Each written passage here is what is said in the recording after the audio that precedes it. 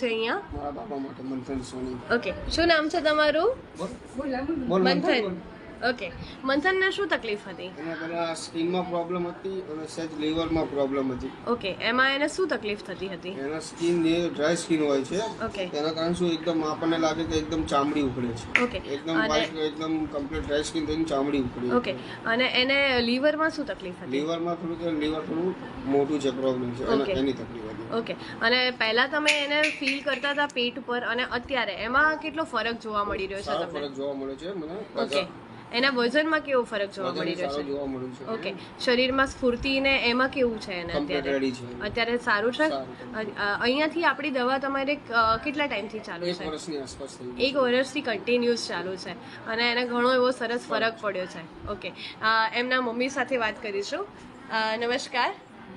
મંથનમાં તમને કેવો સુધારો જોવા મળી રહ્યો છે?